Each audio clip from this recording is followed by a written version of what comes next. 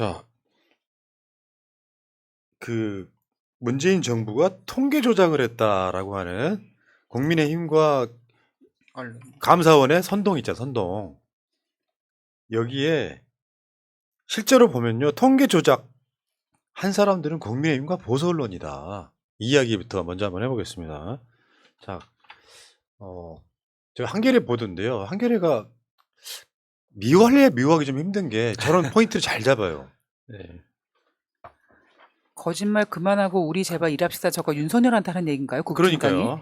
셀프 디스가 잡혔네. 근데 저 한겨레 기사가 참 좋은 기사긴 한데 결과적으로 너무 어렵습니다. 내용이 너무 어려워서 그래서 쉽게 설명해 드리려고. 두 번, 세 번 읽어봐도 좀 이해하기가 힘들어요. 시간 많이 걸렸어. 그러니까 쟤네들이 통계 조작이라고 하는 지점은 박근혜 때로 올라가는 거예요. 박근혜 때 봤더니 통계가 현실을 반영하지도 못할 뿐더러 너무 이렇게 복잡하고 어렵게 돼 있어서 계속 이걸 바꾸자라고 해서 박근혜 때 이 통계 문제가 제기돼서 나중에는 이 통계는 발표 안 한다 뭐 이런 식으로 이렇게 방향성을 잡았던 거를 그걸 조금만 더 자세하게 설명하면 기존의 2017년 이전의 통계는 그러니까 가계소득 동향이라는 통계는 4인 가구 중심으로 설계가 되어 있는 통계 지표였어요. 그런데 이미 2018년 첫 번째 그 통계 조사에서 그러니까 1인 가구가 가장 많은 25% 이상 전체 가구에서 25% 이상을 차지할 정도로 1인 가구가 가장 많은 걸로 나오기 시작하고 있었는데도 불구하고 이 가계소득 동향 이 지표는 계속 그 4인 가구 중심으로 설계가 되어 있다 보니까 이 현실 경제를 제대로 반영하지를 못한다. 그래서 새로운 모델이 필요하다 해서 그때부터 준비를 해왔던 겁니다. 2017년부터. 그래서 2018년에 이런 걸 연구하고 있고 2019년에 새로운 모델을 제시했고 실질적으로 그 새로운 지표를 보고하기 시작한 건 2020년이란 말이에요. 근데 그 과정에서 이제 통계청장을 경질하고 교체하고 하는 과정에서 정치적인 이야기를 끼워 넣으면 문재인 정부가 의도적으로 그 통계를 왜곡하기 위해서 왜곡한다는 게 1인 가구 그 소득 중심으로 이렇게 모든 걸 다시 설계했다는 것 자체가 이게 뭔가 잘못된 거다라는 억지 주장을 하고 있는 거죠. 그 복잡하게 가면은 이 시간 끝날 때까지 다 설명 못 하니까요. 대충 그렇다. 좋은 설명 감사하고요. 그러니까 이게 2018년 초 이게 이제 아까 말씀하신 통계청장 경질 이전에 조사 방식 개편 작업을 진행하면서요. 언론에도 굉장히 많은 보도 자료를 내면서 이러이러한 이유 때문에 통계를 개편한다. 요거 이제 바뀌었던 거고. 근데 생각 한번 해보십시오. 통계랑 관련해 가지고 대표적으로 관련돼 있는 부처가 기재부잖아요. 네. 통계 조작이 가능하겠어요? 저번에 그 서해 공무원 비격 사건도 조작했다 그러잖아요. 이게 가능하겠습니까? 통계 조작이 가능합니까? 통계 방식이 바뀐 거잖아요. 네. 그 통계청이 조사 방식 개편 과정을 수차례 보도 참고 자료로 배포하면서 쉽게 표현하면 조선일보나 중앙일보, 동아일보 같은 데서도 계속해서 보도를 했던 거예요. 네. 근데 이 자체가 통계 조작이라고 선동해버리는 거지. 그러니까 통계 조작을 하려면 통계 조사를 하는 조사원 단계에서부터 조작을 하지 않고서는 조작 자체는 불가능하죠. 데이터가 올라오는데 이거를 누군가가 혼자 앉아가지고 다 퇴근한 뒤에 혼자 앉아 통계를 조작을 어떻게 합니까? 근데 이게 지금 돌아가는 이야기가 그 서해 피살 공무원하고 지금 똑같은 방향으로 가고 있는 거예요. 감사원이 통계청의 컴퓨터를 포렌식을 합니다. 그래서 문건을 찾아내요. 이게 바로 통계 조작의 근거다라고 하고 있는 게 뭐냐면 정부와 함께 해달라. 좋은 내용도 담아달라. 이게 청와대 통계청 회의에 이런 내용이 기록되어 있다. 그렇기 때문에 우리는 감사를 시작한다. 이겁니다. 예. 근데 지난주도 말씀드렸지만 통계 조작 전문가는 지금 현재 윤석열의 비서실장입니다. 웨이팅 김? 당시에 김대기가 통계청장이었거든. 이명박 때. 이게 이제 그 민중의 소리 보도 헤드라인인데 윤석열 비서실장 MB 정부 땐 통계 왜곡 핵심이었다. 그래서 이명박 때 청와대가 통계청장을 수시로 불러들입니다. 만약에 이제 통계를 왜곡한다는 것 자체를 기술적으로 중간 실무자가 왜곡한다는 건 사실상 불가능하고, 그러니까 조사원이 그 가지고 온 숫자를 수식에다가 대입하는 게 실무자들이 하는 역할이기 때문에 그 단계에서 조작을 한다는 건 불가능하거든요. 그러니까 모수가 봐봐요. 뭐 1, 2천 명도 아니고. 표를 한번 보시라고. 통계청장 같은 경우는 그야말로 건드리면 안 되는 예. 조작이 되면 안 되니까 노무현 정부 때 통계청장 자체를 청와대로 부르는 경우가 없었잖아요. 이명박 때 9번, 2008년에 9번, 2009년에 6번. 그다음 그래서 지금 이명박 때 다 합치면은 20번, 20번씩이나 청와대로 불러들였는데 그 당사자가 김대기였어. 그러니까 저 9번 막 들락날락 거릴 때가 김대기였는데 이명박 정부 후반에 김대기가 실장이 되죠. 청와대 실장이 네. 되면서 그때 또 통계청장이 본인의 아주 절친한 후배입니다. 그래서 또 불러들이기 시작합니다. 근데 저 당시에 이명박 정부에서 진위 개수를 좀 좋게 보이기 위해서 신진위 개수를 개발을 하고 있었던 상황이었어요. 근데 발표를 하려고 보니까 이게 오히려 신진위 개수가 이명박 정부에 잘못했다고 나오게 된 거예요. 그래서 그거를 어떻게 해야 되냐는 방법을 강구하면서 이거를 발표 한 해 만에 하면서 또 통계청장을 막 불러들였다고 보는 겁니다. 그래서 이 김대기를 윤석열이 비서실장으로 지명하면서 경제 전문가이면서 정무 감각을 겸비했다. 뭔 개소리야. 그러니까 그 독재가 필요한 사람들 입장에서 보면은 김대기 이 사람의 정무 감각은 탁월할 수 있죠. 통계를 조작한다는 건 실무적으로는 불가능하지만 통계 결과를 발표하는 과정에서 내가 보여주고 싶은 것만 돋보이게 만들 수는 있거든요. 그렇지, 그렇지. 그러니까 보도 자료를 만들거나 기자들한테 설명을 할 때 내가 부각시키고 싶은 것만 강조해서 보여주면 사실상 나머지 세부 사항들에 대해서는 전문가가 아닌 이상 그걸 다 해석해내기는 어렵거든요. 김대기가 나 같은 놈이네요. 뭐냐면은 윤석열 지지율이 오르면 그 이야기는 방송으로 이야기 안 합니다.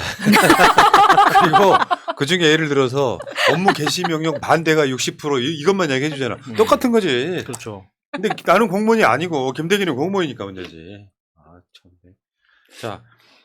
자, 통계 조작 사기단 관련해서 다 이런 거예요. 그러니까 통계 조작이라는 게 그런 거예요. 도둑놈 눈에는 도둑놈만 보이는 현상. 항상 보면은 조작을 했던 놈들이 조작할 수가 없는 정권에 대놓고 니들 조작했다 하고 지금 하나씩 탈탈 털고 있는데 이제 통계 조작 쪽으로 감사원이 넘어갔다. 무슨 감사원은 무슨 메뚜기 때도 아니고 건지기 가서 한참 물어뜯다가 자 날라가자 하고 이제 미친놈들 진짜 아이고 나중에 다 천벌 받을 거예요. 근데 이제 통계라고 하는 것 중에 대표적인 게 최근에 우리가 몇 년 동안 코로나 방역이지 않습니까? 세계 최저의 코로나 사망 기록이 무너졌습니다.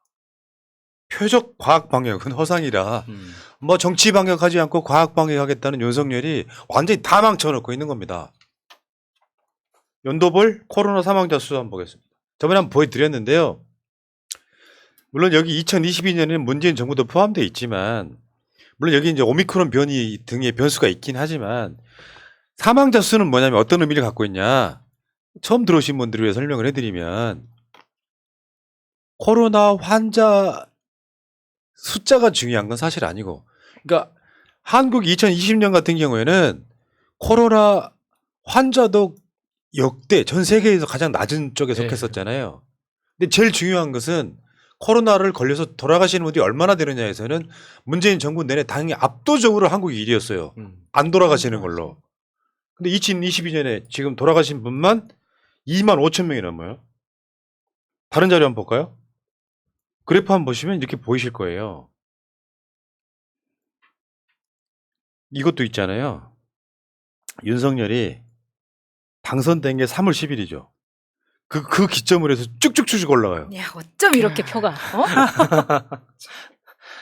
모르는 사람이 보면 조작한 줄 알겠네. 아이고, 참. 진짜 놀랍습니다. 그리고 이제 이 통계를 보는 가장 중요한 방법은 나라마다 인구가 다르므로 한국은 전 세계에서 있잖아요. 인구 5천만에 1인당 국민소득 3만 불 넘는 세계에서 7개밖에 안 되는 나라 중 하나예요. 대국이라고 대국. 그 100만 명당 숫자가 중요해. 통계를 낼 때 100만 명당 얼마나 되느냐 하는 건데 12월 1일 기준 100만 명당 누적 확진자 한국 한번 보세요. 정말 자존심 상하는 게 일본이 우리보다 훨씬 작다는 거예요. 우리가 그 코로나 상황 지나면서 일본에 대해서 얼마나 많이 비웃었습니까? 그 아베노 마스크부터 시작해가지고 아직까지 팩스로 한 해 만에 뭐 종이 쪼가리 가지고 왔다 갔다 한다고 엄청 비웃었는데 지금 와서 이렇게 뒤집어진 거 보니까 너무 자존심 상해요, 진짜. 근데 더 하나 있어. 윤석열 들어가지고 선별 검사서 없앴죠 거의. 없죠.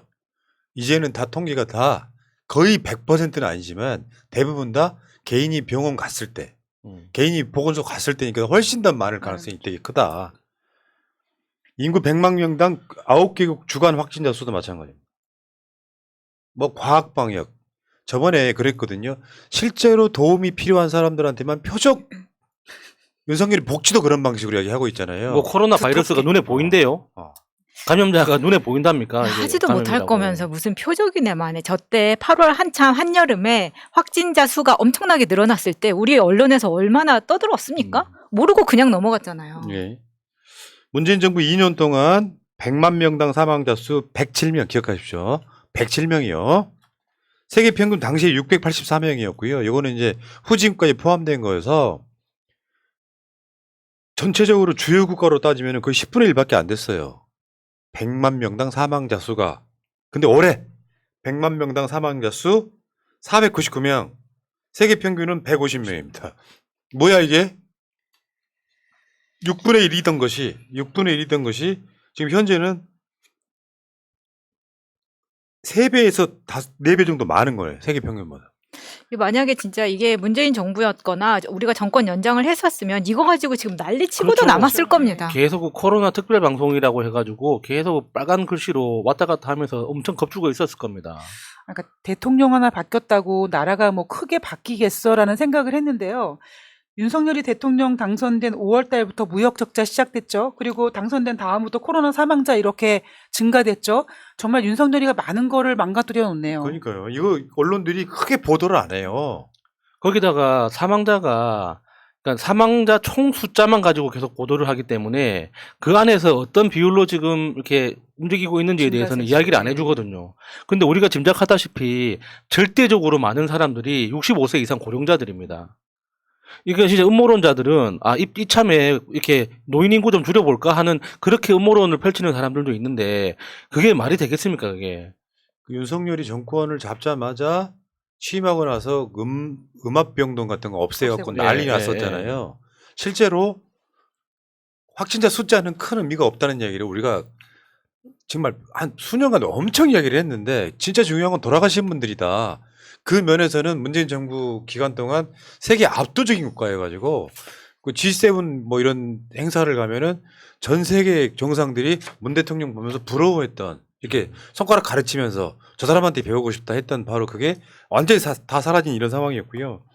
이제 한국이 세계 최저 사망률이다라고 하는 이야기는 아주 옛날 이야기 돼버린 것 같고요. 지금 최근에도 나온 보도 보면은 코로나 사망자 70명, 3달 만에 최다. 코로나 사망자 70명, 석 달 만에 최다. 이런 보도가 계속 나오고 있지 않습니까? 표로 한번 보겠습니다. 여기 보세요, 여기. 1일 사망자 70명. 저게 정말 무시무시한 숫자인 게 뭐 주간 합산이 아니라 하루에 사망하는 사람이 60에서 70명 꾸준히 사망하고 있다는 거잖아요. 그게 치명률이라는 말 때문에 그러니까 심각성이 좀 덜 전달되는 측면이 있거든요. 근데 우리 그 예전에 표현했던 대로 사망률이라는 표현으로 바꿔서 이야기를 하면 정말 엄청나게 큰 숫자예요. 그러니까 하루에 70명이면 하루에 네. 70명입니다. 야, 그럼 뭐 한 달에 얼마야? 거의 2,000명 넘는 거죠. 이것도 이제 아까 말한 꼼수 조작인 거죠. 하루 70명이면 별로 안 되는 것처럼 보이잖아요. 네. 2,000명이 넘는다는 거. 그러니까요. 한 달에 코로나로 2,000명 넘게 돌아가신다. 그래서 이 정부 들어서 화장터를 뭐 증설한다느니 막 이런 예, 게 그런 이야기 지금 있었죠. 네. 그러니까 언론에서만 보면 뉴스만 보면 지금 어느 때보다 태평성대입니다. 네. 무역 적자 500억 달성. 네. 그러니까 여기서 이제 그러니까 2번을 찍으시는 어르신들이 분노해야 될 지점이 이런 거예요. 아니 살아있어야 분노를 하죠. 이렇게 다 죽어나가는데 어떻게 분노를 합니까? 그럼 좀 있으면 윤석열 지지율이 10% 떨어지겠구나. 뭐 그럴 수도 있겠죠. 네. 어처구니 없네 진짜.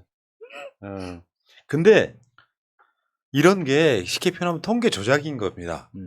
그러니까 지금 우리가 이야기를 이렇게 하고 있지만 저것도 통계 조작일 가능성이 있다는 거고요. 윤석열 입장에서. 한편으로 보면 이런 것을 보도하지 않게끔 만드는 것도 통계 조작이라고 저는 보는데 실제로 중국이 그 카타르 월드컵 때문에 난리가 났었잖아요. 네. 카타르 월드컵 그 관중석에 사람들이 마스크 하나도 안 쓰고 있는데 중국만 막 제로 코로나 정책 해가지고 시진핑 물러나라 하니까 슬쩍 호텔을 했는데 코로나 확진자가 뭔가 이상해. 그러니까 야 니들 좀 이상하지 않냐 했더니 통계 발표 안 하겠다. 이러고 있어 지금. 이게 윤석열과 시진핑이 뭐가 다릅니까? 멀리서 보면 닮은 것 같기도 해요. 아니 닮았지 등치가. 독재스럽다라는 건 닮았죠. 지금 오늘 보여드린 표도 잘 보시면은 뭐 기준이 딱 뭐 오늘 기준 이런 게 아니고 한 지난주라던가 네. 12월 중순 이렇게 되는 이유가 우리나라도 표를 그때그때 업데이트를 안 한다는 네. 이야기예요. 자, 중국 내부에서는요, 일일 하루 3,700만 명이 감염된다고 보고 있더라고요. 중국 인구가 워낙 많으니까 하루에. 그러면 사실상 중국 전 인구가 걸렸다라고 보는 게 맞죠. 이 정도 되면. 그래서 우리나라랑 비슷해. 여기 약간 다르구나. 장내 서비스도 중단한다는. 더한 놈들이야. 그러니까 지금 중국이 그 재정 구조가 우리나라하고는 다르게 지방 재정이 독립돼 있잖아요. 그러니까 중앙 정부에서 그 지원하는 돈이 얼마 안 되고 대부분 지방이 독립적으로 돈을 쓰고 있는데 대부분 지금 부도 직전이라고 합니다. 대부분의 성들이. 그래서 지금 3년 가까이 3년째죠. 지금 만 3년째 그 확진자 관리 그리고 치료 이걸 다 국가 예산으로 무료로 다 하고 진행을 하고 있다 보니까 지금 그 내부적으로는 굉장히 심각하대요. 이걸 그 제로 코로나 그 정책을 밀고 나가려고 해도 돈이 없다는 거죠. 자, 그래서 이제 이거 마무리하면은 지금 한국이 방역 1위였던 한국이 지금 중국화되고 있다. 예. 어이, 성렬이 형. 과학 방역 어디 갔어? 성렬아, 과학 방역 어디 갔어? 빨리 내놔. 과학 방역은 안철수한테 물어봐야 되는 거 아닙니까? 아 사실 안철수 회사는 지금 백경란도 그렇잖아요. 조용히 자르고 막. 지금 뭐냐면은 이번에 코로나 이제 실내 마스크 해제한다는 것이 예. 제가 우리가 한 2주, 3주 전에 그런 얘기 한 적 있잖아요. 이게 정치 방역일 수 있다고 국민들한테 만큼 효능감, 해방감 느끼려고 하는 건데 지금 세계 사망자 수 사실상 세계 1위 달리고 있는 그런 정부가 지금 할 짓이냐고요. 그 정기석이라고 그 백경란이가 질병청장 때 너무 무능해가지고요. 이제 방에 무슨 특별 고문 이런 걸 하나 맡겨놔서 그 정기석이 하는 말 뭐라고 그러는지 아십니까? 마스크 해제는 접종률에 달려 있다. 여러분들 많이 맞으시 이렇게 이야기하던데 넘어가시고요. 어쨌든 세계 꼴찌 향해 가는 한국의 코로나19 방역이라는 이야기로 마무리하겠습니다. 자, 오늘 할 얘기가 많아서 여기까지. 이 사람들이 너무 준비를 많이 해왔어. 그러니까 매번 방송 시간이 늘어지기 시작해서 이거 정청래, 박찬대, 양문석 방송까지 할까? 밥 안 먹고 하실래요? 감사합니다. 자.